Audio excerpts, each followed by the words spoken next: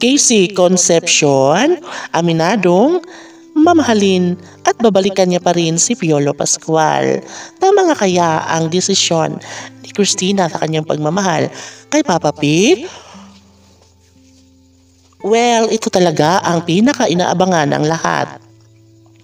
Kung sadyang nagkawalay sila ngayon ni Papa P at Christina, ay mariing inamin ng aktres na panandalian lamang ang oras sa kanyang pag-ibig sa ibang lalaki.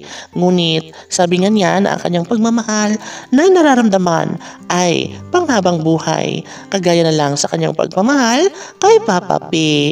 Di ba nga hindi na mapalagay ang taong bayan dahil noon pa man ay takot na talaga sila na hindi sila magkatuluyan at wala ng pag-aasa pa para makabangon sa lugmok na buhay sa relasyon ni Piolo Pascual para kay Casey Concepcion. Nais lamang ni Papa P na isigaw sa taong bayan ang lahat na mga hinanakit na kanyang nararamdaman. Sabi nga ng netizens na bilib na bilib umano sila kay Piolo Pascual dahil nga marunong umano ito magtiis at naniniwala sila na kayang-kaya ni Piolo Pascual na magbalik at makapiling niyang muli si Casey Concepcion. Wala nang ibang bukang bibig si Christina kundi ang lalaking kanyang tunay na iniibig. Walang iba kundi si Papa P lamang, ang kanyang pangarap na ama ng kanyang magiging supling.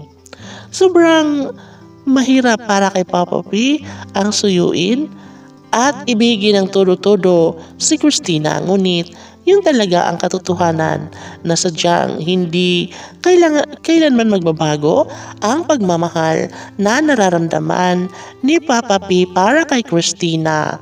Naniniwala si Piolo Pascual na mahagkan at mayakap rin niya bandang huli si Papa P at Christina lamang ang nararapat para sa isa't isa.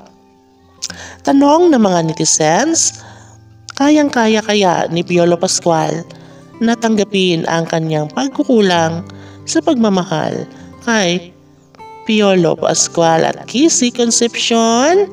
Well, abangan na lang natin ang lahat ng mga magandang pangyayari sa relasyon ni Piolo at Casey.